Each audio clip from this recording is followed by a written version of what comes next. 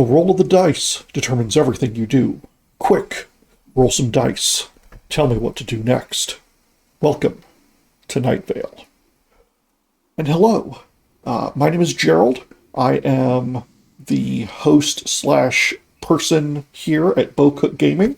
I am carving out a little space on the internet for myself where I get to share my gaming passion with yourselves. So thank you for being here. I'm very excited about today. I have a interview with the wonderful Carlos Cabrera. Very fitting, Carlos, in this interview, given the subject that we'll be talking about today. A little bit about me. I am a professional game master. I do it full-time. I currently run 12 campaigns across a number of different systems, including the Essence 20 role-playing system that we'll be talking about in a little bit, as well as Dungeons & Dragons 5th edition, the Star Trek Adventures 2nd edition, and a couple others. I do Avatar. I do World of Darkness when the mood hits. I also do a monster catching role-playing game, which is a system that I'm actually developing myself, but more on that in other videos. Here today, we're talking about Essence 20, and specifically, we're talking about Welcome to Night Vale, which is coming from Renegade Game Studios. You can pre-order it now. Links are in the description for everything that we'll be talking about here today.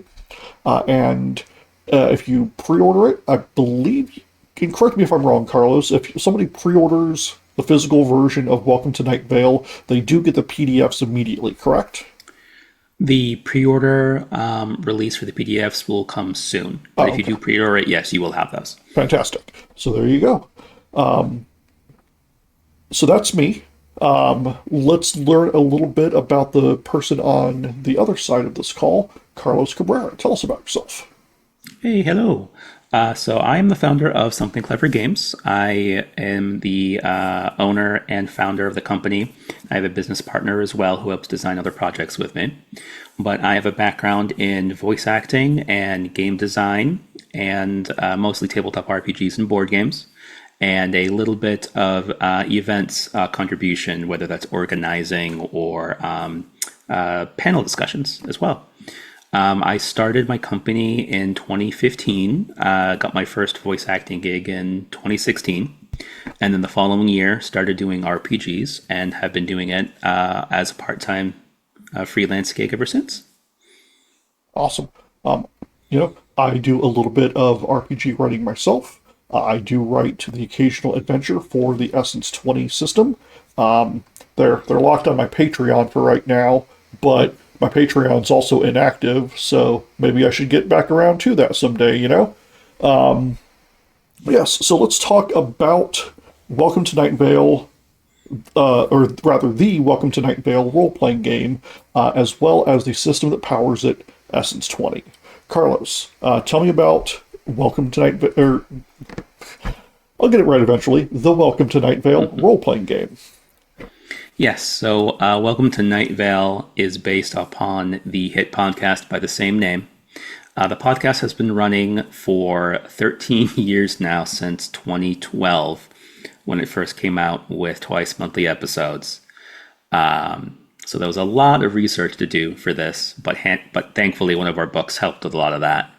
But the Welcome to Night Vale podcast is a sort of suspense, mystery, horror fiction where it takes place in the desert town of Night Vale, and the narration is done by Cecil Palmer, who is the host of Night Vale Community Radio. And through his weather updates and updates on the town, you get to find out about all of the crazy, mysterious things that are happening, where effectively every single conspiracy story is true. I've been a Welcome to Night Vale listener since it began, and hearing that it's been going on for 13 years just aches every joint in my body. Very long time. Oh my lord. I've been listening to it pretty much since its inception.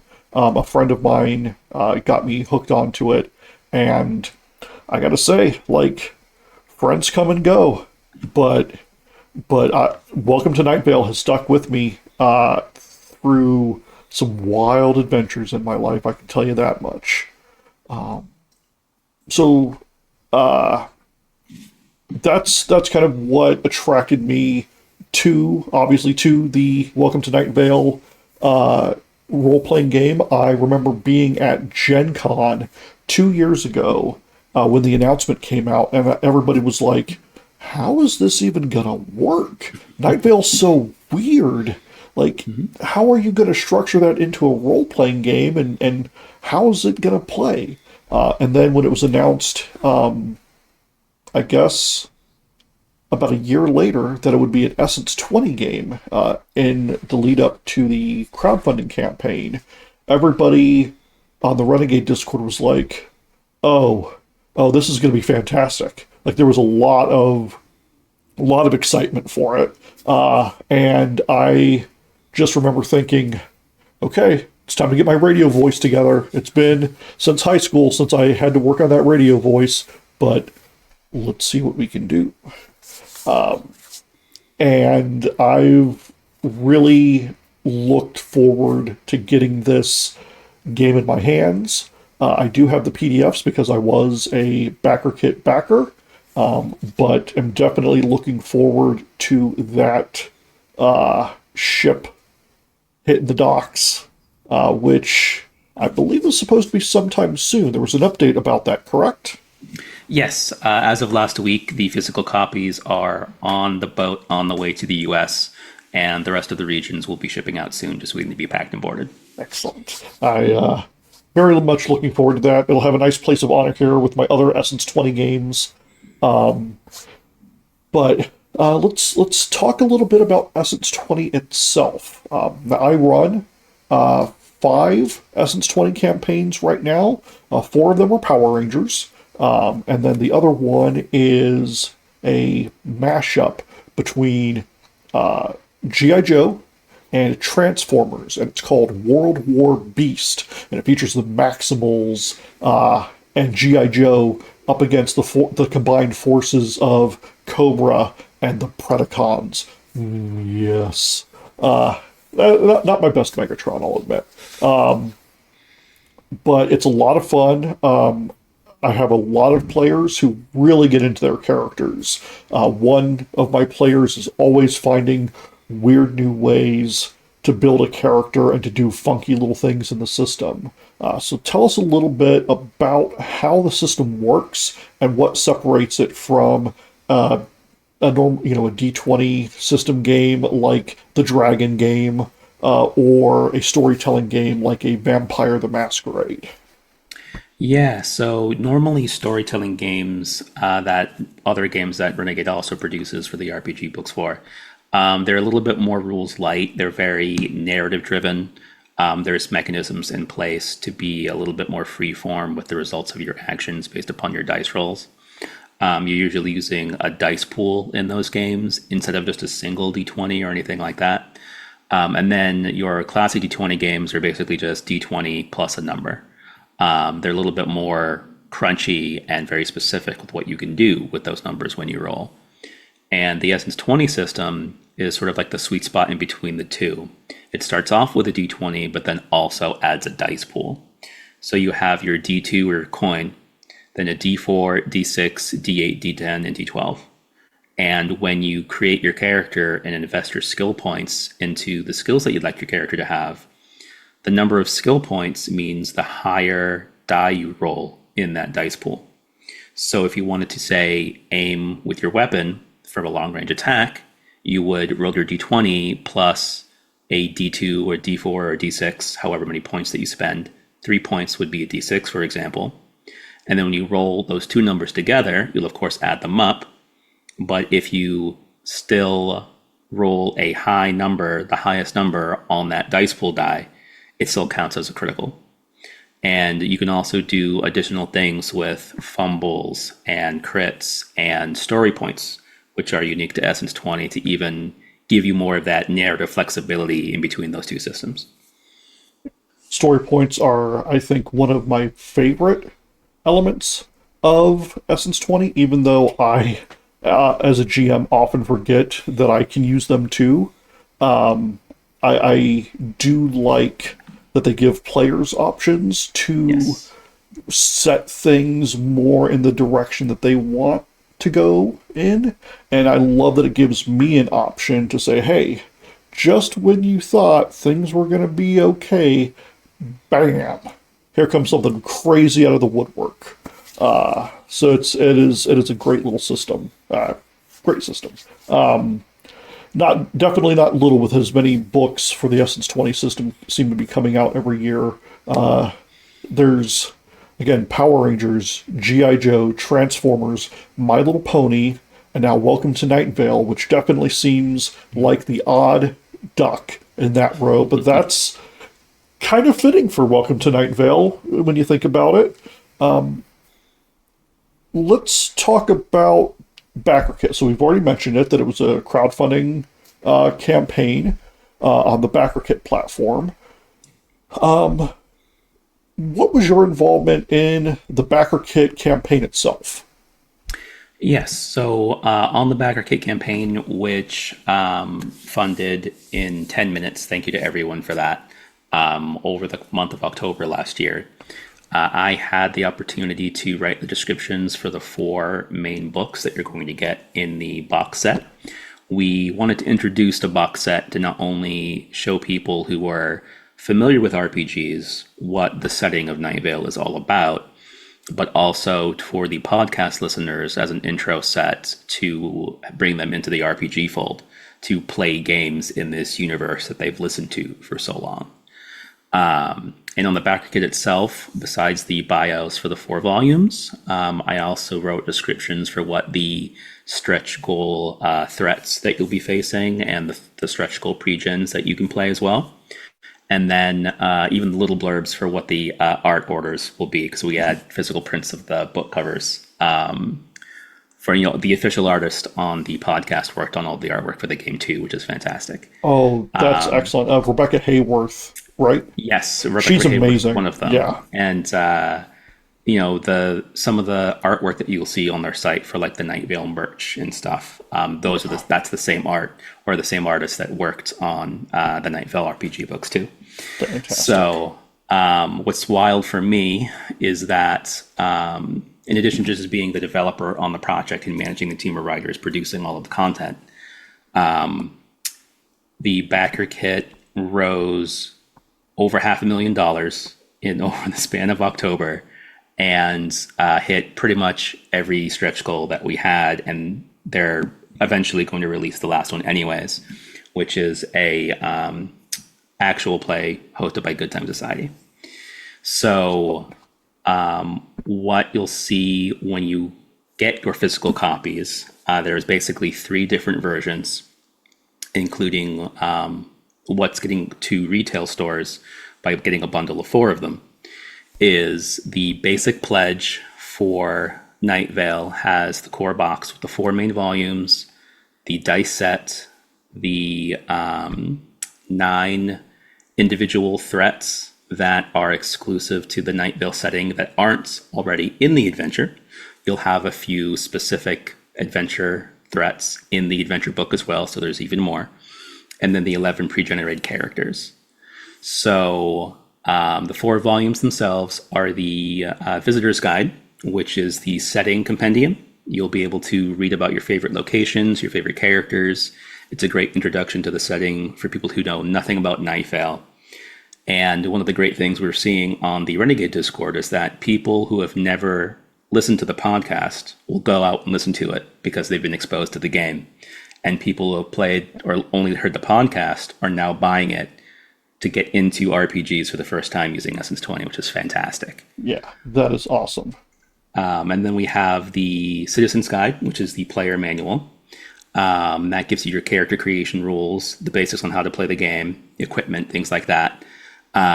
Building a character. Then there's the GM's booklet, which is the host guide. One of the first things I did right off the bat, being the nature of hosting a radio station for Night Vale, is change the players in the GM's guide to the citizen's guide and the host guide right off the bat.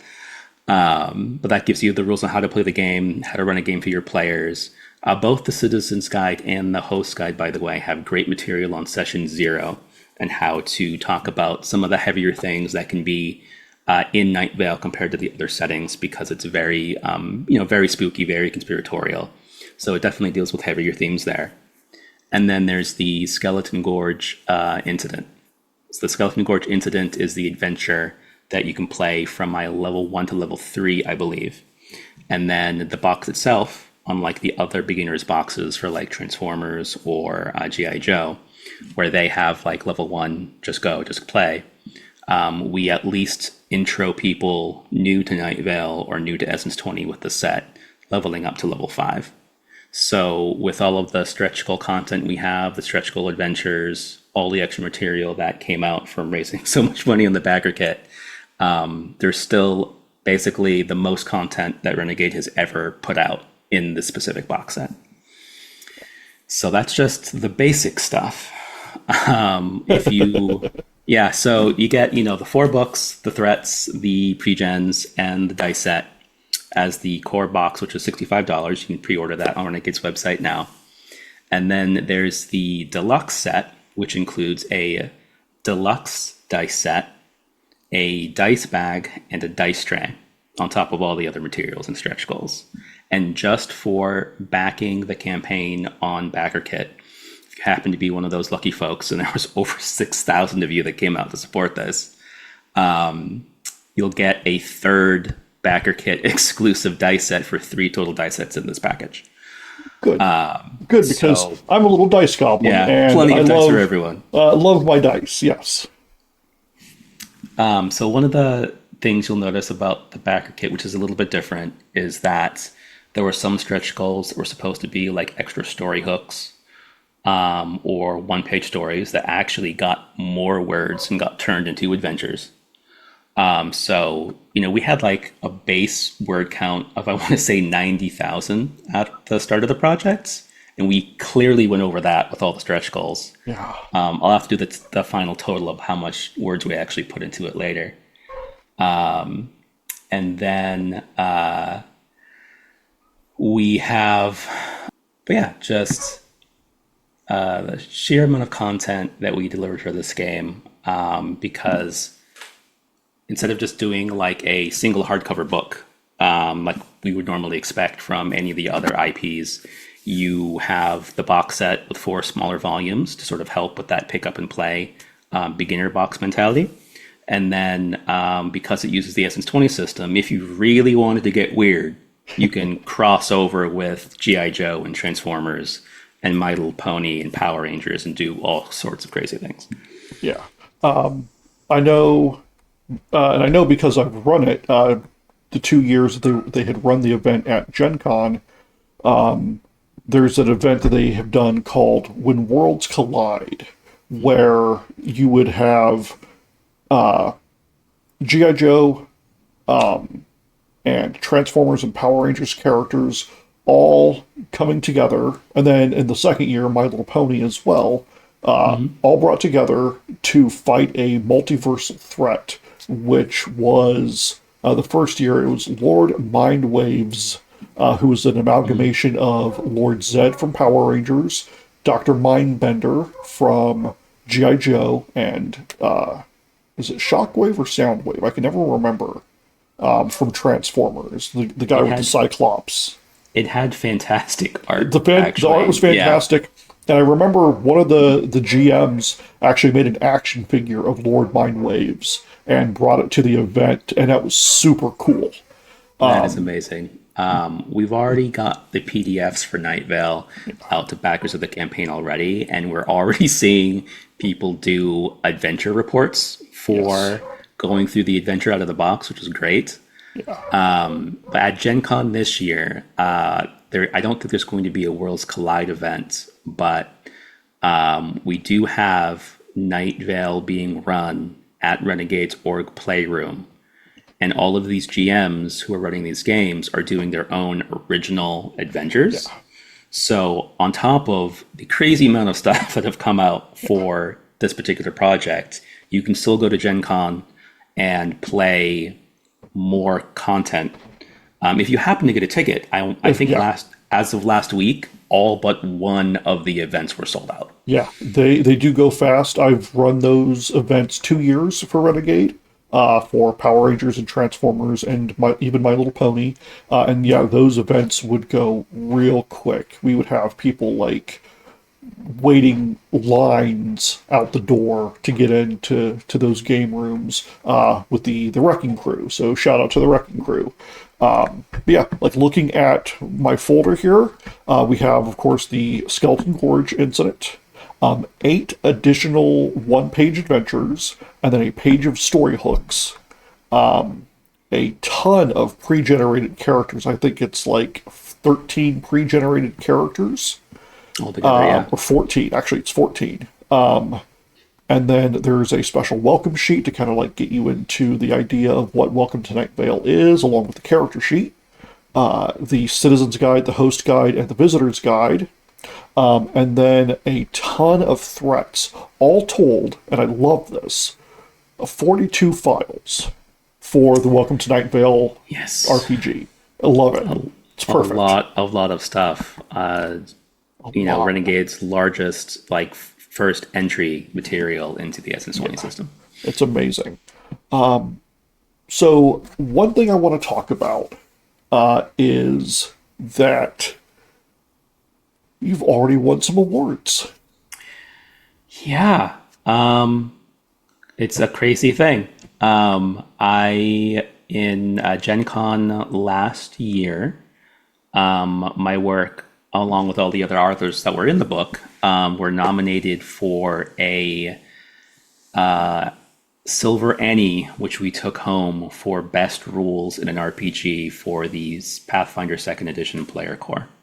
That's awesome. I had done some bard feats in that. Not as much as I originally submitted because it was like middle of the pandemic work, so I had to cut back a little bit. And myself and Alex Agunas, who was the other author doing bard material, we basically came towards the project from like the same exact mind. So we have a lot of basically feats that were almost on the nose, identical wildly.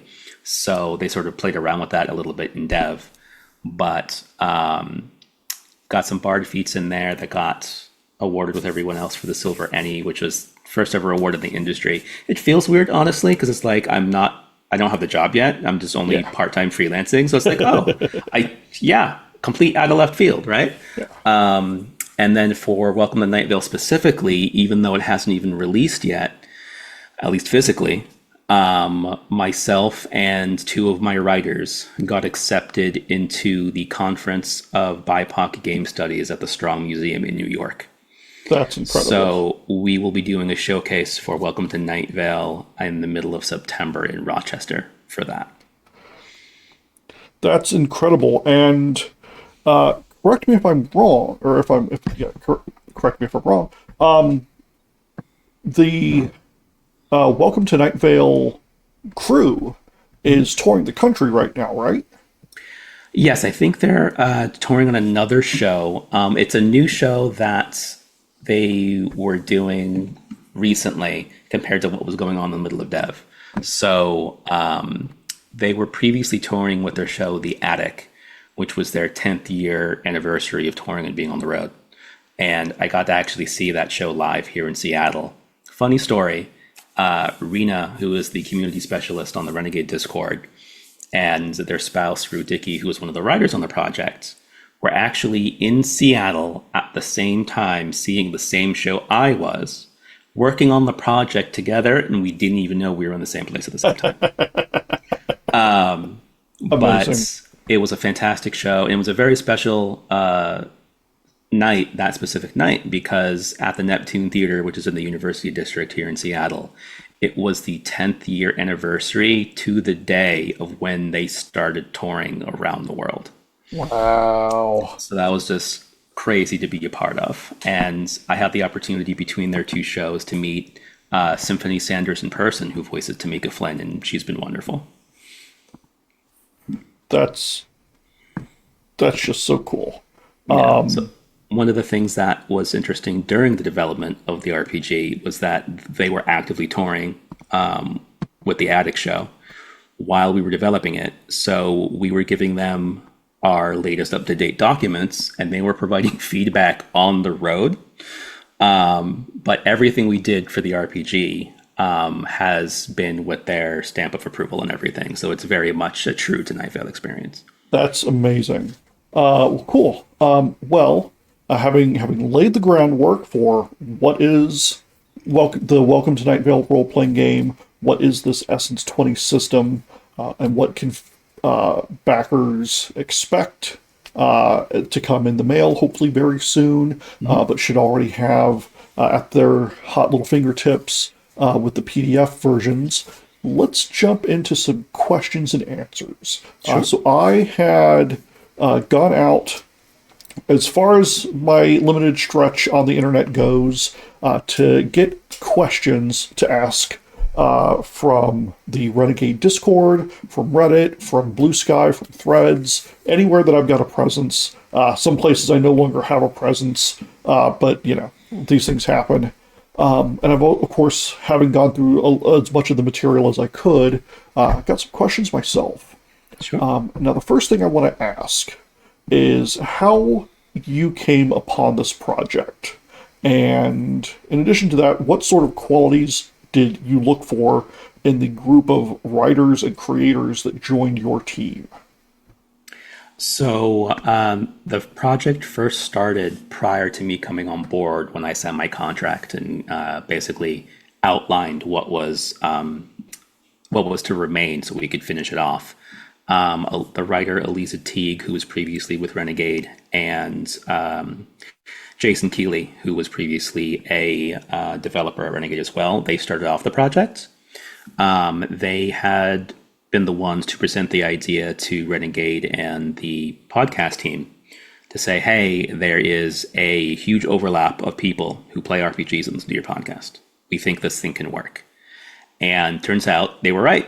The BackerKit, when funded, not only funded in just 10 minutes, but rose over $500,000 and over 6,000 people came out to to back the project. So thank you to everyone who did that. But when I came on board, the visitor's guide, the setting compendium, was already complete. That was written by Bree Williams, who's a staff writer for the podcast team. And that was a great reference that I had so that I didn't have to listen to all of the episodes all over again. There's still a little bit of catch up I need to do because the project took me as developer 15 months to finish. So now I get to catch up on some of the latest things that have come out for Night Vale, which I look forward to. But it was super, super handy to have, so I didn't have to go through 13 years of audio files. Yeah. Fantastic. But so I got the project because Jason Keeley, he was moving from Renegade back to Paizo, as developer there. They needed someone to help finish it off, and I've freelanced with Paizo before, so I had the connection, and I've done a little bit of independent development in board games and stuff in the games industry, so they saw my experience and hey, we think you'd be a great fit. That's awesome. I had no idea that Elisa was part of this. I've met her a couple of times, mostly at Gen Con and Origins and shows like that, so never really had a huge opportunity to talk, but I know she was also one of the people that helped create the Essence 20 system as a whole. Yes. Yes. The couple of times I've met her, she's been just a class act. She's very smart. She's very funny, way too funny. And just an awesome person. So yeah, that's cool. Yes. So she had the most to do with the Citizen's Guide and the Host Guide. So the start of our player and GM basic material. And then the other writers that we hired to finish off the content for us, everyone who's worked on this project was basically a Night Vale fan in some way. So we made sure that we had people who loved the series prior to coming on board, and they worked on it all the way through. That's excellent. Okay. So how much interaction did you and the rest of the team have with the Night Vale creators, Joseph Fink and Jeffrey Craner? Like, were there long conference call sessions to go over concepts, or were they just like completely hands off? So my interaction wasn't direct, but whenever we had a new milestone to hit, and there was basically three big milestones for this project, we would give them our latest documentation and development, and then they would go through, add comments for anything they had to add or change, or even some of the stuff that they enjoyed. But it was just crazy to think that they read personally all of the stuff that we wrote for the game and said, this is great, add this, change this. So they've been a part of the process the entire time, which is kind of insane. That's awesome. I'm glad to hear that, and I'm sure a lot of people listening to this who are fans of Night Vale are going to be a little bit relieved at that too. Of like, this wasn't just a bunch of young guns going off half cocked of like, Yeah. oh, we're doing whatever we want to in somebody else's sandbox, and that the people who know Night Vale inside and out, sometimes having been in it themselves, really were a part of it. So that's great to hear. I think the greatest compliment we ever received was, honestly, it was the idea child of Shay Snow. They work as an organized play developer for Pathfinder for Paizo, and also a huge Night Vale fan, of course. And they wanted to create a new skill for the Welcome to Night Vale RPG specific to the setting, which is the weird skill. And I said, absolutely, this is great. They did some of the perks that you get in the game, so things that you can unlock with higher skill points that you can use as player abilities in the RPG. And then I did the specific skill descriptions and specializations for the weird skill. And the Night Vale team said that this is probably what's going to differentiate this from all the other IPs in Essence 20, which was mind-blowing to hear. Yeah. And we'll talk more about the weird skill in a little bit, because I think it is, for a number of reasons. Like you said, it's something that's going to differentiate Welcome to Night Vale from your G.I. Joe, from your Transformers, from your Power Rangers, even from your My Little Pony, which has a similar skill, but that's spell casting. But we'll talk about weird here in a little bit.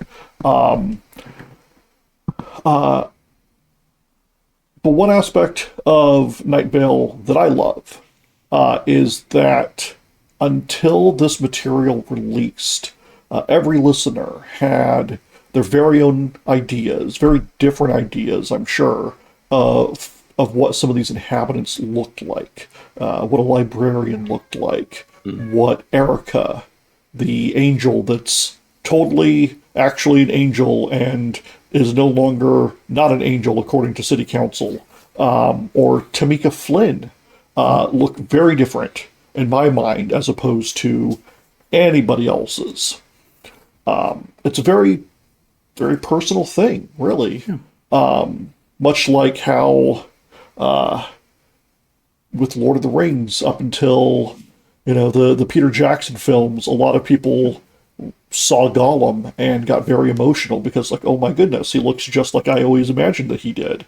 Yeah. How did the art team decide what directions to take, say, a librarian into the version that we see in this material as a threat?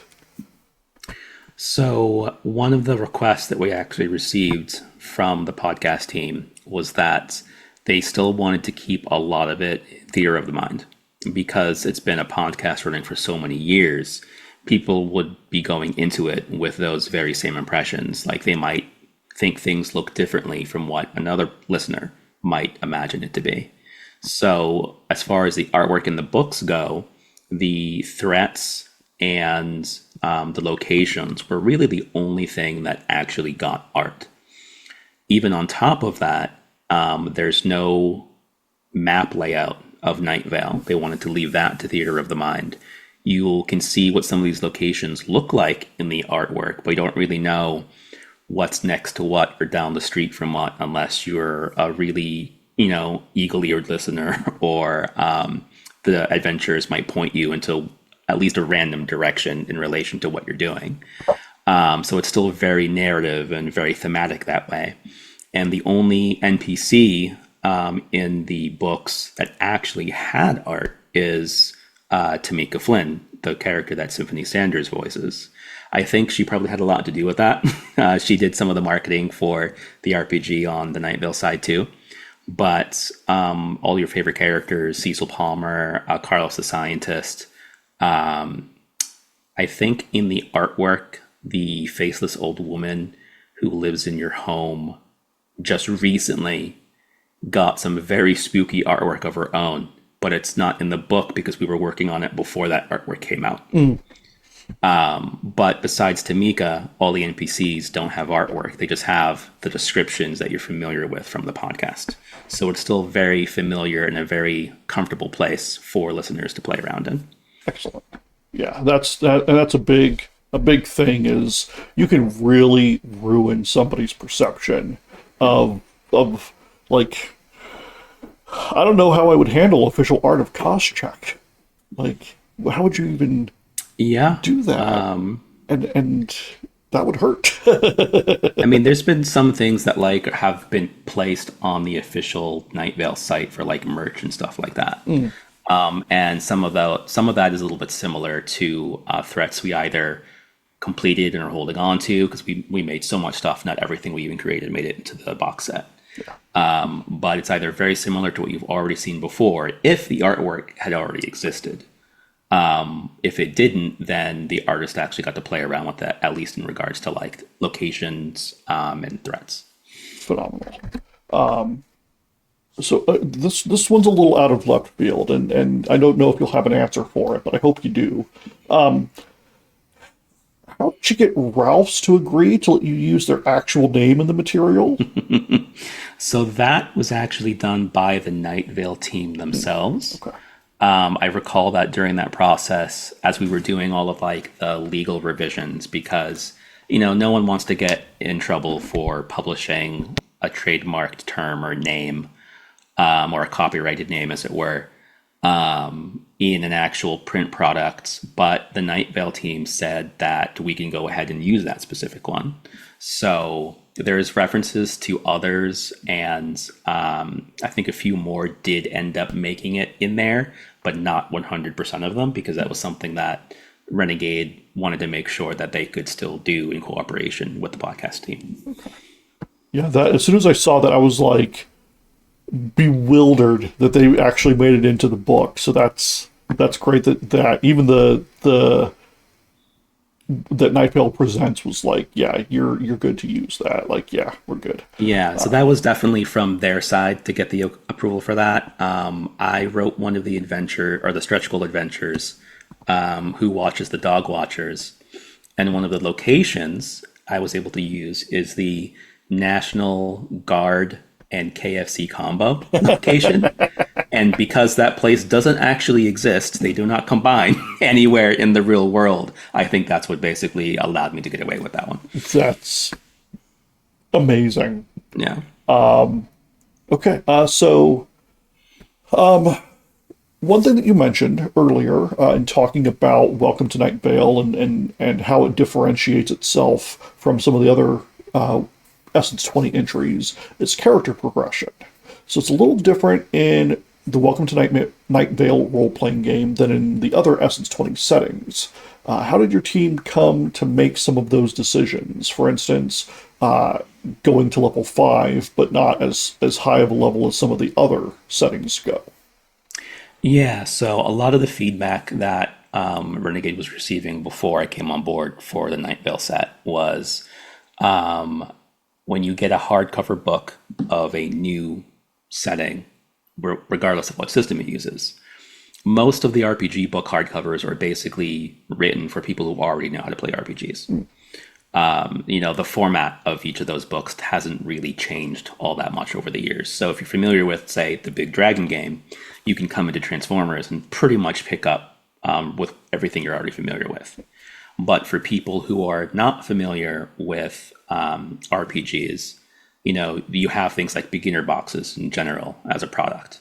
But when the Transformers and G.I. Joe beginner boxes were created, they were basically just that, intro sets. Level 1, here's your character sheets, here's the adventure, here's some dice, and just go.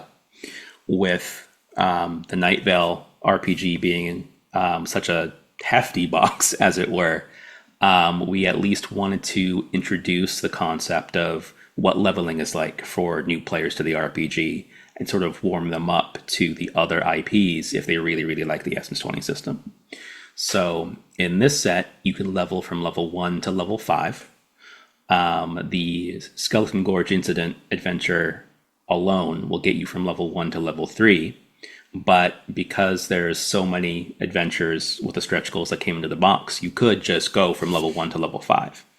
And the PDFs have only been out for maybe a few weeks. We already have people saying we want the full core rulebook already. So they naturally, as what happens, the players are just burning through the content. Yep. I know exactly the person that you're talking about. Yep. But that's incredible. Like I love that people are, without even actually physically having the book in their hand yet, I love that people are getting into it that much. Yeah, it's been great to see.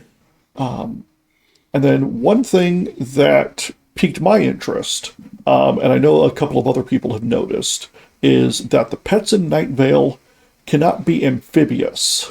You just have access to land or air pets. Yeah. Not even fish. Like I can't have my spooky fish. So while you could theoretically have like a fountain or a fish tank in your home in Night Vale itself, we didn't go the aquatic route because you basically have it's nothing but a desert surrounding your town. So there is air pets and aerial pets and ground pets. But one thing you should keep in mind is that there is an NPC, a pre-generated character who was actually a community scorpion. Yes. And his character profile basically labels him as a pacifist, which is very interesting, being a pacifist security guard character. I've worked security for so many years. I'm like, I don't know if this works, but I mean, he does his job. But there's a community scorpion threat in the adventure itself, because it's very specific to the location that you go to, that does have a burrow speed. Now, one of the things we did catch at like the very end of development was, hey, the threat has the burrow speed, the threat has a poisoned tail attack. Why doesn't the pre-gen have these things? So we kind of leaned into the whole him being a pacifist kind of thing. But because the rules already exist in the game, you could easily make that burrowing land speed an animal perk if you wanted to, very, very easily. So that's a very easy transition to do. But what I liked about the Night Vale pets specifically is that, in G.I. Joe, in comparison, you have one pet and you make it beefy because it's usually in combat with you. In Night Vale, you can have more than one. So they become basically pets of utility. You could just continue to beef up one pet if you want, or you could have 2 or 3, maybe even 4, I think, is what you start off as with a particular perk, and just have like a small batch of critters helping you out in different ways. That's awesome. Well, that is all of my questions. Yeah. Sorry about that. A little firework display. We're shooting this just a few days before the 4th of July, and some people are getting started a little early. So apologies to anybody listening if you hear sudden, unwarranted, and unasked for explosions outside my studio here. But yeah, that's all of the questions that I had. Let's move on to some of the questions from the community. Seems fitting, given again the setting of Welcome to Night Vale. From the Z Mage on the Renegade Discord server, and he had a few questions. The majority of Night Vale's humor centers around Cecil describing something that we take for granted, such as a cat or a librarian, and slowly starts adding characteristics until it becomes clear that they aren't what we think they are. How, if at all, did this influence your approach to the RPG? So, in regards to threat creation, I'll start there because that seems to be the most obvious choice. We were able to not only take the most famous creatures from Night Vale and create threats for them. What really highlights threats in any of the Essence 20 IPs is kind of like their perks and their powers. So you can basically have them do special things that only that type of creature can do. Like you have a very detailed description of all the horrifying things a librarian is capable of. And they can literally do that in the game. One of the things that makes Night Vale such a dangerous place is because these things are very, very spooky and normal citizens are not able to handle these kinds of things. But keeping that lethality in the RPG is something that we wanted to do. So you could go up to level 5 if you continue playing the RPG if you would like. But I believe the librarians out of the box are threat level 7. And there's specific information that says they will be higher level than you. Your tactics are going to be very important here. But one of the running gags about Night Vale is that there's an extremely high rate of turnover in the interns for a very good reason. Yes. They are the red shirts of the They are the red universe. shirts of Night Vale, yes. It's always... there was a spat there of like... I think like an entire season, like 20 episodes, where every episode it was, my condolences to the family of intern Esteban. We will endeavor to find what little bits of him that we can and send those back to you. For everybody else, hey, there's a new intern spot available here at Night Vale Community Radio. And one of the things that makes it really work in the Essence 20 system is that it's a high defense but low health game. Yeah. So every first level character, regardless of IP, starts at 2 health. It doesn't take a lot to defeat a first level character, and Night Vale is even more deadly than the other IP settings. Well, that's interesting. His next question. What is your experience with licensed RPGs, and how did working with Night Vale Productions compare to working with other licensors? So, as far as licensed IP goes, generally speaking, as a freelance contractor, you're doing work for hire for someone else. So it's not your original idea, things you're publishing on your own. Even with working for Paizo like I have, which is the majority of my RPG work prior to this, is, you're writing for their IP or their setting. But with the license stuff, I was able to simultaneously write some material for the Transformers 1 source book while also doing Night Vale at the same time. Prior to Night Vale, my IP experience is more in the realm of board games.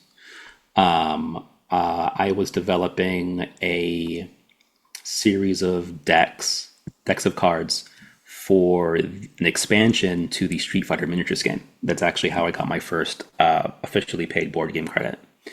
I was a member of the UTS Discord, shout out to them, for the Universal Tactics system, which powers the Street Fighter miniatures game.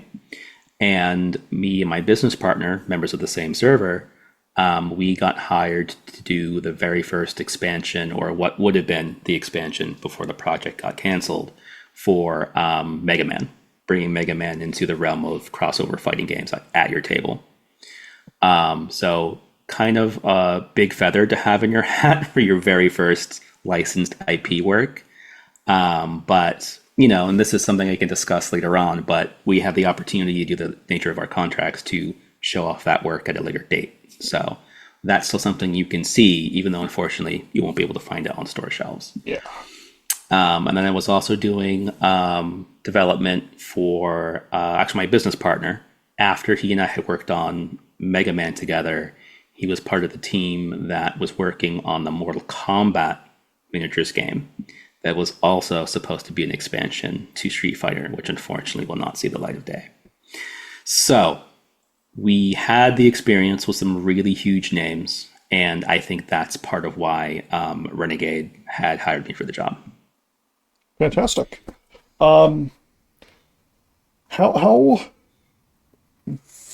compared to a company like a Capcom, or what you had heard about working with Warner Brothers and NetherRealm Studios, how did Night Vale Productions compare with the the rigors that you had to go through, going through people getting their hands on material to check and make sure that your stuff was okay to use? I think it was a little bit easier with Night Vale because there was one less step in the process. For the Mega Man game, for example, ours was going through the publisher we were working with, and then they had to get that info to Capcom USA, which then went to Capcom Japan, and then all the way back to us again. For Night Vale, for example, it was just Renegade, and then the Night Vale Presents podcast team. So it was one fewer step in the process. And I think, of course, even though they were touring the world while they were confirming our content, having both of those companies just be US based, I think really, really helped too. His next question, in general, did Night Vale's being a podcast first and foremost affect your approach to the project, and how, if so? So before I knew that the Visitor's Guide compendium was basically written by their staff writer, Bree, before I knew that was a reference that I had, as soon as I signed the contract before the project was even announced, I'm like, okay, I'm going to go back and start listening to some episodes, jotting down some details I want to throw in the game, the most interesting things about the lore that I would want to hopefully include. And then, like my GM brain took over. I was like, I'm going to basically write this campaign and throw that into the game and get the other information from the rest of the team. 20, the podcast started in 2012. So with 13 years of podcast, I'm like, this is never going to get done. That was a bad way to do it. But thankfully, Bree had the Visitor's Guide written up as a reference for us, so I could easily get to the material that I wanted to quickly look up. I, of course, had the not the Pathfinder, the Night Vale wiki to use. But even then, if there was something very, very detailed that weren't in those two locations, I could still go back to the specific episodes, which I did a few times to pull the material that I needed to do. Like, for instance, the stretch goal adventure that I wrote, Who Watches the Dog Watchers, that is basically a sequel to episode 72. So that is sort of a real throwback involving the dog park that a lot of people wanted to hear, or at least in my direct circles. When I was announcing that the project that I was working on was Night Vale, I had several people that goes, Carlos, take us to the dog park, take us to the dog park. So like, okay, I think I can work with this. But yeah, so there was some podcast episodes I went back to just to get specific clarity on things. But for the most part, it was the Visitor's Guide that was already basically taken care of when I came on board. Do you know if, and this is just me off the top of my head here, do you know if they had plans to release that as like its own product before the RPG came up, or do you know if that was made specifically for the RPG? I believe that was written specifically for the RPG. There was Elisa's work on the Citizen's Guide and the Host's Guide that was partially done, and then pretty much the entirety of the Visitor's Guide. Bree also did a little bit of writing on the adventure, but we hired another writer, Steffi Devan, to add more content to fill out the word count for that project. So back to the Z Mage's questions. Were there any aspects, any perks or little things that you added in, knowing that they would have fun crossover implications with the other Essence 20 settings, such as the print journalist being able to deal a lot of damage to a Cybertronian using a pen? So I was told during development that the tool trait on equipment was a thing. So I'm like, well, that's fantastic because it also makes something a little special with some of the restricted items in Night Vale, according to the lore. For anyone who's not a fan of Night Vale already, writing utensils are considered contraband. Yes. And other various things that are supposed to be very, very common in this very conspiratorial setting. So having equipment that you can also use as tools kind of provides you a very interesting edge over Cybertronians. That actually was kind of unexpected. I didn't do like an incredible amount of IP cross references. I did for the G.I. Joe pets because we have a pet system in Night Vale, of course, with all the creepy crawlers you can get. I did some cross referencing in regards to skills, really, since I was the one who did the skill descriptions for the weird skill specifically. And then how some of the perks compare to the other IPs. I believe all of the starting like general perks that you can get for character creation, they're sort of offshoots of some of the things that already exist in the other IPs, but reflavored specifically for Night Vale. Like I think there's even 2 different engineer perks, but they do different things. So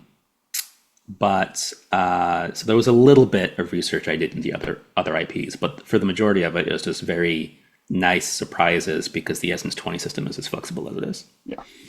It really is, and that's one thing that I really appreciated about it is there's not a lot of like the book saying to you, you have to do things just the way that we have written them. Yeah. In fact, it's quite the opposite. There's a lot of, this is just a framework. If you have an idea, use what's in the book to give you inspiration to make your idea come to life. And I really like that. That's perfect for a setting like a Night Vale or a Power Rangers or a Transformers, I think. And we've already had some great questions about how this stuff interacts with other IPs. I'll be going into this in a interview with New Direction at some point about how specifically the rules can interact with the other systems. But the best question I've seen on the Discord server already is, how does the weird skill work in relation to your minicons as a mode master in Transformers compared to how pets work in Night Vale? Oh. And it works, or from what I already suggested, it can work very, very interestingly based upon the weird skill itself, which is like a whole nother area of how you can just do like really crazy things with your crossovers. Amazing. Did balance come into play as far as crossover material goes? Or did you just giggle at the thought of somebody making a sentient patch of haze that joins Zordon of Eltar as a Power Ranger and just move about your day? Because that's future everybody's problem. I mean, we really focused on just the inherent weirdness of Night Vale itself. So when you bring these things into the other IPs, it just naturally sort of inspires all of these crazy, crazy things. Yeah, a sentient patch of haze as a Power Ranger would be kind of amazing. And I mean, this is just an idea throwing out into the void, but like they could be like a gaseous amoeba in space. That could be something that the character could be about, or like maybe they have the foundational elements to instill life on a new world. But yeah, just so many crazy things exist in Night Vale already. It's just going to add crazy things to the other games for sure. It just occurred to me that there is actually a Power Ranger who is a ball of light. Yeah. That could be very, very similar. That could be using the stats for, I think Peg is the pre-gen's name. Yep. That would be a great starting point to make a transfer for that. Sure. That's excellent. So what, if any, lessons or revelations did you learn from working on Night Vale that you would like to apply to future projects? So it was definitely a huge learning experience for me because personally it was easily the largest project I've worked on to date. 90,000 words was the word count goal. And we definitely exceeded that with all of the stretch goals that we provided to everyone. If you didn't count the stretch goals, I want to say that's approximately 1/3 of a hardcover book from level 1 to level 20. Maybe a quarter, but roughly around that area. So if we were ever to do a Night Vale hardcover, we at least have that much written we could adapt. But that's still, a lot of work, like, 3 or 4 times the amount that we already did to put into a hardcover. A great starting point, but also just a lot of work on its own. It was the first time for me being part of a crowdfunding campaign as well. So, I was commenting with the Renegade team, with everyone giving their feedback and updates as the campaign was going live. Now that I've seen how much work goes into a crowdfunding campaign, it makes me a little cautious to go down that road with my personal projects. Yeah. But I think I would be very confident in the next project going down the road with that again. A lot of confidence building, a lot of... it was also my first Essence 20 project. I had enough experience with Pathfinder and D20, and also just being a player of storytelling systems and World of Darkness, that I was able to adapt to it, thankfully, very quickly.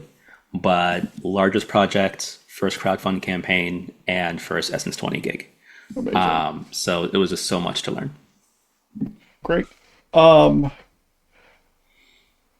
Now, he does want to know, how many episodes of the podcast did you have to listen to before you felt qualified enough to write the RPG? And I feel like you kind of already answered that a little bit, because you had been listening to the podcast since you said 2013?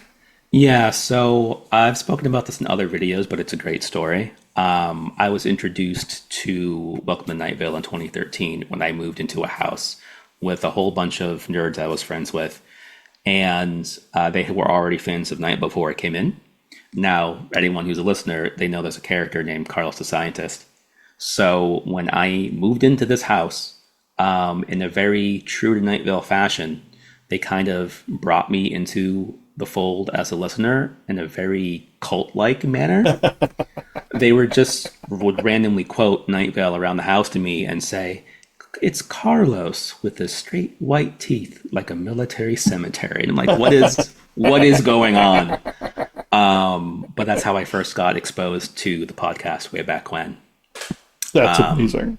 Yeah, so there are some episodes I need to catch up on with some of the latest material because the project itself took me 15 months to complete. So you can't quite keep up with the podcast schedule when you're in the middle of a project of that size, but I look forward to getting to the latest episode as soon as possible. Absolutely. I am also admittedly a little behind myself. Yeah. But, time makes fools of us all, as they say. Mm-hmm. So moving on, we have a question from Super Manga Nerd, also on the Renegade Discord server. What guidance would you give hosts, which again is the name given to the games or to the system's game masters or runners of the show, on creating original threats? Would it be as simple as adding the game's weird stat to otherwise mundane things? So you could actually have threats that aren't involved in using the weird, as strange as those creatures can be.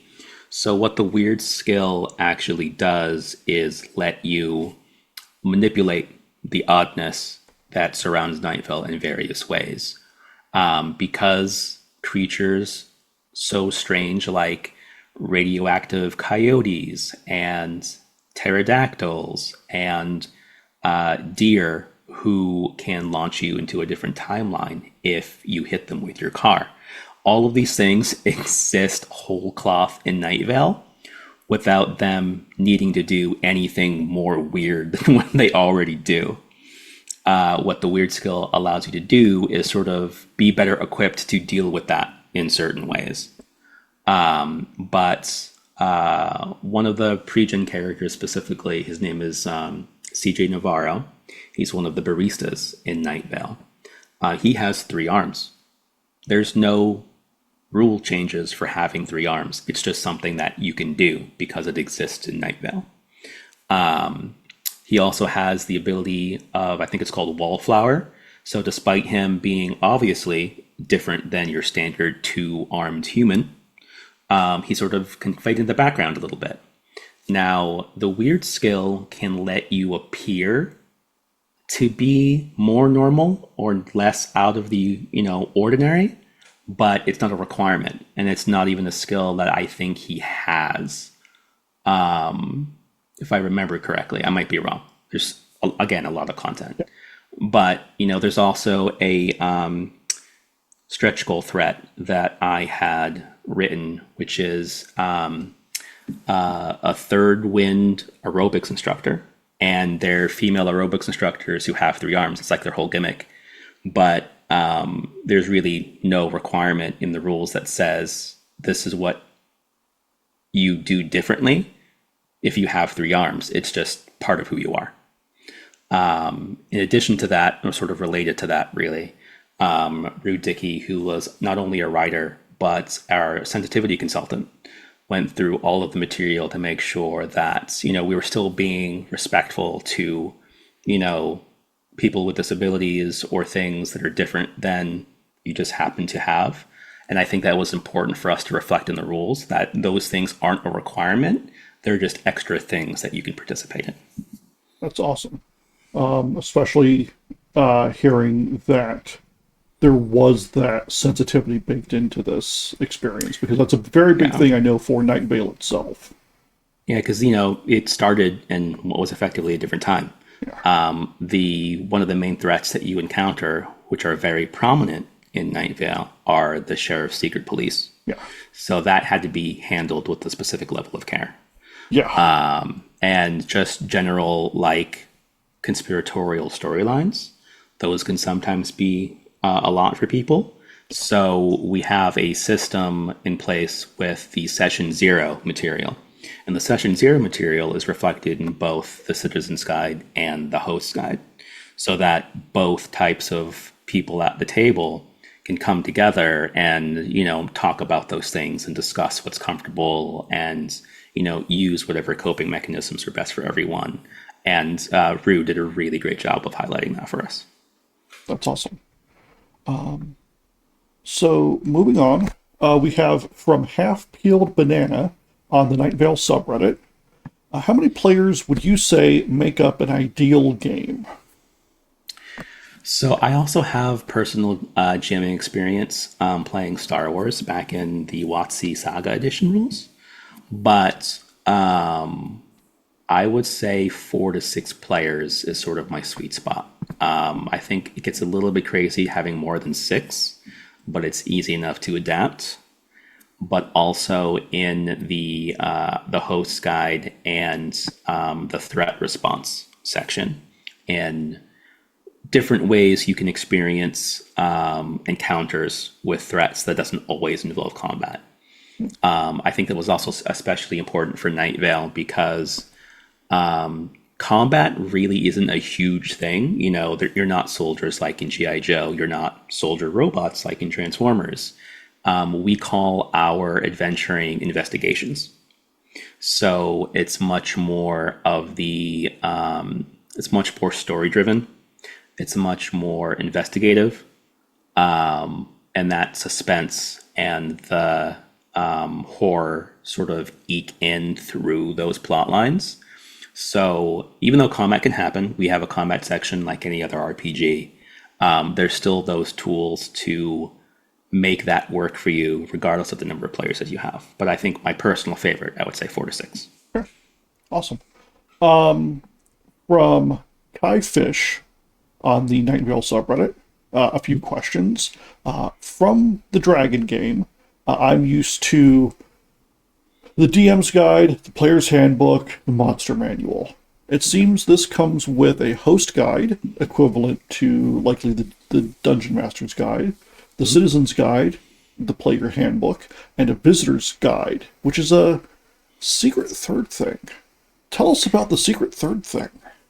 Yeah, so your Citizen's Guide has all of your character creation stuff, and your host guide has all of your GM related material. And those things would normally get included in a single Lessons 20 hardcover. They're part of the same book and they're not separate volumes. The Visitor's Guide is basically an in-lore volume that describes you being a visitor to Night Vale. What are the hottest, most interesting locations that you might want to visit? It talks about the businesses of Night Vale. It talks about your special hotspots and highlights those, and also your famous residents or NPCs, your favorite characters from the podcast who make an appearance. They get little story blurbs in there. It's even written by, I believe, someone on the city council who is part of the welcoming committee, and then of course an in-lore blurb by Cecil Palmer in the very beginning too. And that's just your setting description. So you can kind of look at the visitor's guide like your campaign setting book from any one of your dragon splats, as it were. So it's got the players, the GM, the campaign setting, and then the adventure in those 4 main volumes. How long does the included adventure, the Skeleton Gorge incident, tend to run in terms of hours? In terms of hours, so it goes from level 1 to level 3, and Essence 20 RPGs usually use a milestone progression system for leveling. So I would say it would take you I want to say the average is like 3 or 4 sessions, depending on how long you guys play, per level.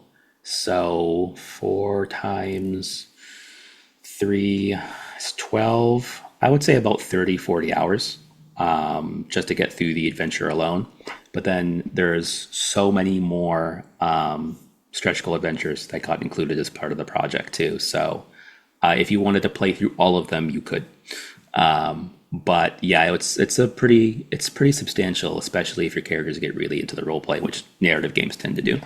And I can speak from experience at my tables, which I have run a lot of the Renegade produced, like officially produced adventures, some of which are only supposed to be a one-shot, which is a term that means it's a one session, like you get together, like you would play at a convention. You get together, you play, and that's it. Where they turn into 3 or 4 or 6 shots, just based off of how the players kind of mess around with the world a little bit. So if you're a player who likes to go off the beaten path or take a path or make a choice that there's no way that anybody writing this book could have anticipated, that could spiral tons of additional hours of content into running the Skeleton Gorge. Yeah, and even if you have players who want to rocket through the content, which I've run org play adventures before, and just want to get through the material, you could probably do it within 12, 15 hours if you get straight to the point, but it's probably realistically double that. Yeah. And to kind of piggyback off of an earlier question, the intended player count is going to be your GM and then 3 to 5 players in all likelihood. Yes, I think that's the average that we use. Yeah. How easy is Essence 20 to pick up as a system if you've never played one of those games before? So I think it's actually pretty good to pick up. So there's sort of two sides of this, really. If you are familiar with other D20 RPGs, you're really going to pick it up very quickly. Instead of just a D20, you're just using the additional dice to give you the unique features that the Essence 20 system provides. If you've never played any RPG before and you're just coming into Welcome to Night Vale and Essence 20 fresh, I don't think it's going to take you very long to basically get into it, because we tailored the experience to a beginner box mentality. The Citizen's Guide for players and the GM's Guide for the host guide for GMs. They're basically smaller, thinner volumes, about digest size, to just sort of get you quick little, like very quick reads, pick up the rules, and then just like, get going. You could always just pick up a pre-generated character and just use that. Find out how skills work, find out what the perks your character can do, and you're pretty much good to go. So it shouldn't be very difficult at all for new players to come to. And I can say, having run this, as I mentioned, I run games at conventions for a couple of years. I've never really run into much difficulty after about an hour with players not really knowing what to do in an Essence 20 game. It's pretty straightforward. On your character sheet, you have little dots filled in for the skills. If there's a lot of dots, you roll big dice. If there's not as many dots, you roll smaller dice. And it's really simple and really easy to get into. So I would encourage you, Kaifish, and your friends to definitely get this set, get around the table, and visit the Scrublands. Visit the Moonlight All-Night Diner. I hear the Invisible Pancakes are superb. And then sort of a personal question for you, which is, and I can answer this one too. How do you like your sessions to be? How long, rather, do you like your sessions to be when you're running a game? I usually go for the 3 or 4 hour mark, I think. That way, all the players, they can keep up their energy without the session going for too long. Everyone can remain focused on what they're doing, being able to ensure that everyone's taking their turn and contributing to the game. I feel anything longer than that, unless you basically have set plans to run like a marathon game, it's usually a good time to take a break around the 3 or 4 hour mark anyways. So that usually tends to be my favorite while jamming. I myself, I usually go for about 2.5 hours with a good 15 or 20 minute break in about the 90-minute mark. That's a sweet spot for me. And I think part of that is because I run a lot of games. As I mentioned at the beginning of the video, I run 12 campaigns, and on my Saturdays and Sundays, I'll run 2 or 3 games back to back to back. So I need a little bit of, if they were all 4-hour games, that's 12 hours, and not a lot of break time in between that. You're probably a lot more better with your time management skills than what I am. But I don't know about that. when I used to run my old Star Wars campaign, it was usually around the 3-hour mark, I would say, and then we would do a quick check-in to see if we wanted to go a little farther. Yeah, I've definitely been on the other side of the table and had some of those marathon sessions. I remember it was the Dragon game. We got sucked into a 9-hour-long one-shot.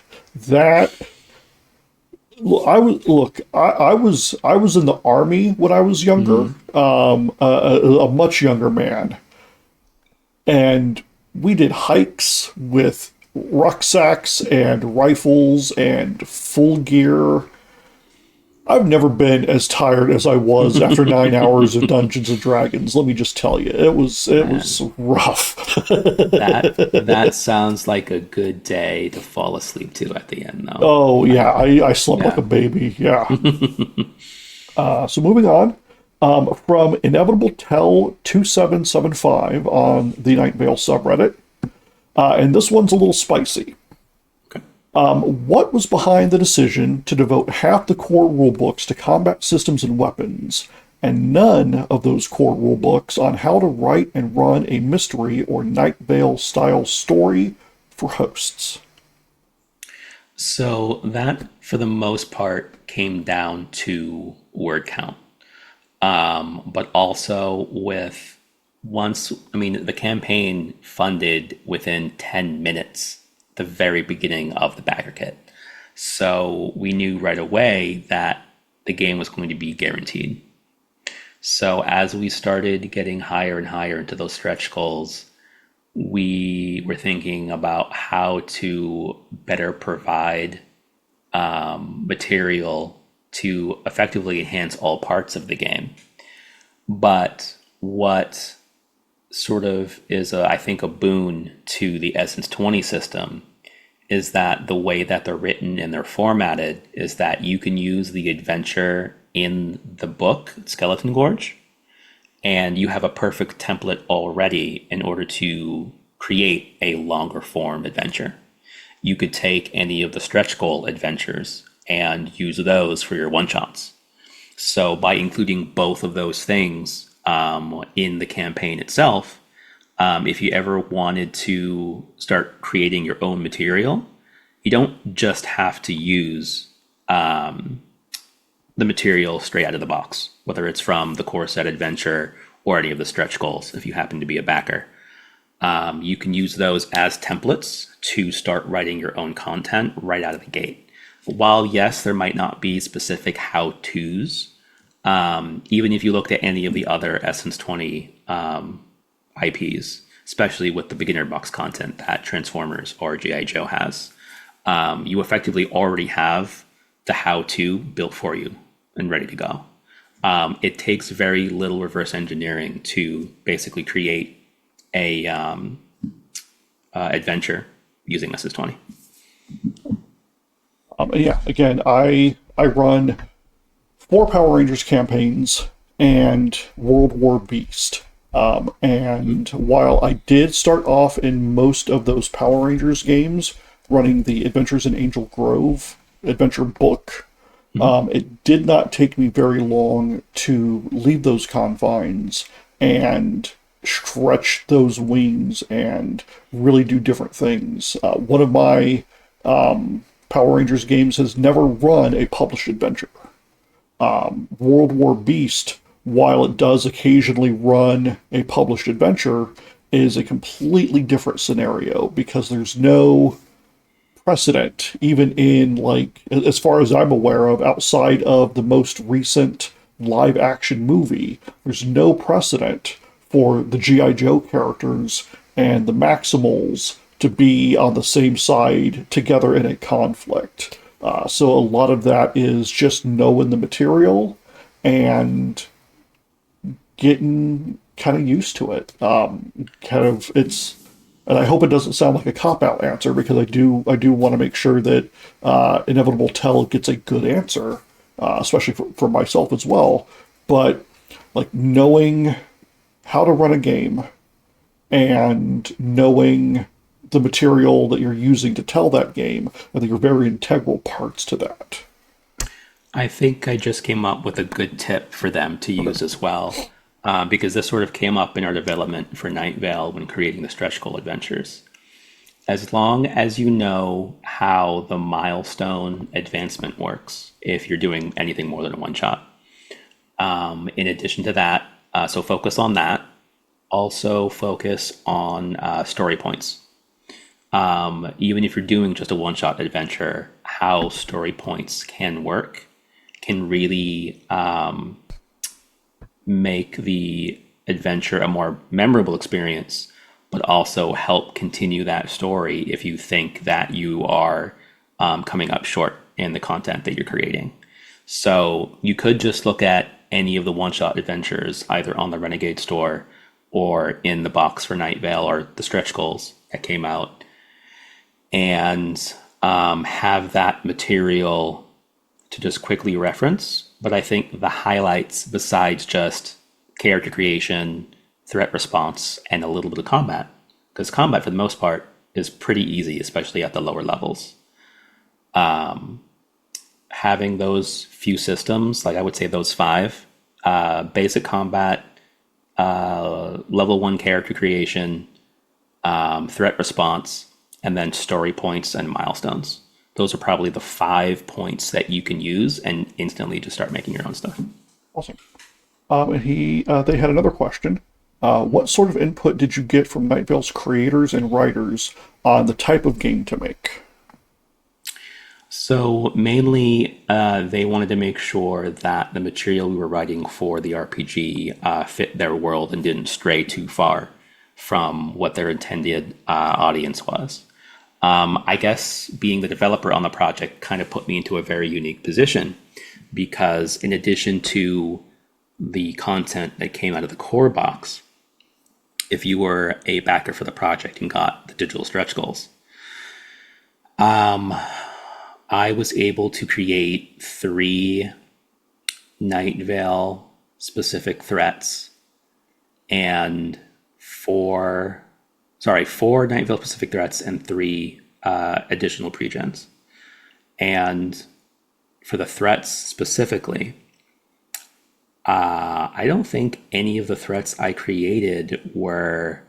I don't think we have examples of those in the Night Vale universe before. So I was able to create them whole cloth using the rules for the Night Vale RPG, and then they put their stamp of approval on it and made sure that it still fit their world. Sometimes, even if you just get a like an LOL comment from either Jeffrey or Joseph, of like, that's all the feedback I need in the world. But if you look at the stretch goal threat specifically, I'll give you a little bit of a preview here. One of them is called a conjoined fowl. It's a bird with 4 legs and 2 heads.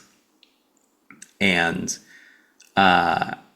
fans of Night Vale will be familiar with the fact that some characters have encountered their double from another universe and have had to kill them. So there's a perk in the game called Kill Your Double. It gives you a benefit for being someone who has already gone through with this act. The conjoined fowl had an interesting trick where they found out how to combine their bodies with their double. For anyone who's familiar with the lore, because they found the ritual on the back of a Flaky O cereal box. And I was able to write a hang-up for those that said, if you specifically pour low-fat milk on a conjoined fowl, it will then separate the 2 entities. Oh, no. And that was something I couldn't find any reference for in the lore. And they gave me the green flag for that. So that was super fun. That's amazing. I love that. Low fat, yeah. Don't specifically low fat. It has to be low fat. Don't go pouring low fat milk on foul kids. Don't. That's foul. Yeah. Okay, cool. And then from Disgraced Path on the Night Vale subreddit, is there any official ruling for canon? So much of the lore in Night Vale seems to change almost episode to episode. So is the Welcome to Night Vale role-playing game self-contained, or is it relatively up-to-date with recent episodes? So I think as recent as 2023, the end of 2023, is when I really started to delve into development on the project. I think November of that year, actually. Again, the visitor's guide was already written before I came on board to reference. So I think everything that was up to date as far as the end of 2023 was effectively summarized in that visitor's guide. As far as what's canon in the RPG, I mean, I did 4 original threats that's in the RPG. I don't know if they're going to add them to the podcast, but that would be super awesome if they did. So ultimately, I think it's up to Joseph and Jeffrey what material that they want to use. If they find anything super inspirational from any of the writers who worked on the RPG. But I want to say, as I would probably be confident to say, beginning of 2024, because that's when they started touring for the Attic show. I would say we are somewhere in the modern timeline as far as most recent episodes, as far as that year. But then, because it's a very timey-wimey place and so weird and so strange, you could mix and match and do whatever you like. There's a famous quote from a comic book author, author or artist, I don't remember. I also don't remember his name, but he said something along the lines of, "Canon is the stories that you liked." Yes. As someone who's a huge fan of Star Wars, I would probably agree. Yeah. So, I mean, the funny thing about that stuff is, again, when you're working with licensed and IP material, there's stuff being produced for Star Wars right now in the live action shows that came from either the West End or Saga Edition RPGs. Yeah. So once you contribute to the IP, they have full license to do whatever they like with it because it's their property. So that could still be very, very fun for especially some of our super fans on staff who got their stuff being read specifically by Joseph and Jeffrey. It would be crazy if that inspired some of their work later on down the road. I have voice acting experience. If they call me up and say, "Hey, we want you to voice a thing," I'd be like, "Yes, absolutely." So that's still all up in the air, but it would be very, very cool if that happened. Cool. Well, that is the last of my questions. I know that we wanted to dive a little bit into some of the aspects of how the game works, and specifically, I want to talk about weird. Yes. So one thing that stood out to me almost immediately is that it's called weird, and the reason why that's weird is because one of the kind of goofy things that they came up with in development of Essence 20 was that your 4 statistical groups were strength, speed, smarts, and social. The 4 S's. And then you throw spellcasting in there, it's 5 S's. And then weird, that's a little strange, isn't it? I mean, it's the weird one out. What can you say? Yeah, I'm honest, I don't think we were even thinking about the other S's in the alliteration for the whole thing. But I've seen some good suggestions on the Discord, like adding a strange essence if we ever get more essences than the 4 that are currently out. I think that would be a great fit if there's more IPs that come to Essence 20. And, there's a little bit more of a supernatural bent there. I can see that really working. That would be a fun thing to do one day. Yeah, I do think there's the quote, I think, in the breakdown of weird, and it says, "After all, you're weird at last," and it's a big quote from the podcast itself. I also wanted to ask, how did some of these adventure hooks, or the story hooks and the adventures, how did those come to be? Were those just your fans of Night Vale, and this is an idea that you had, and you were like, "I'm going to see if I can make a whole adventure about the door"? So the way I kind of approached it lore-wise, being developer on the project, is actually, even though I stopped reviewing episodes and went straight to the visitor's guide, was the way that I run my personal campaigns as a GM. I like being able to contribute to the lore and having that exist simultaneously without having to like retcon anything or change the outcome of the story. So when I was writing the BackerKit blurbs on what the stretch goals were going to be, the stretch goal threats, the stretch goal adventures, the stretch goal pregens, and also like the story hooks, and the one-page stories, some of which that turned into adventures later on, was I went to some of my favorite locations or favorite plot lines of the podcast, and seeing how much there was still there to potentially develop, things that they've only mentioned once or left unresolved in an episode or two. With the Visitor's Guide effectively being the latest summary of the podcast for over 13 years, that still was a boon to us, because that said, after 13 years, there's still more untold story there. There's still plenty of extra places where this can still go. And that was sort of my focus for bringing up some of those adventure ideas. Fantastic. Okay. I think I am tapped for questions. I want to say thank you so much to you, Carlos, for coming over, or not coming over, for agreeing to sit down with me for 2 hours plus technical difficulties, while I ironed out some nonsense on my end. To do this, I want to thank Renegade for putting this opportunity together for us as well and giving us the okay. I want to thank everybody who has watched any bit of this, whether you're seeing this or not.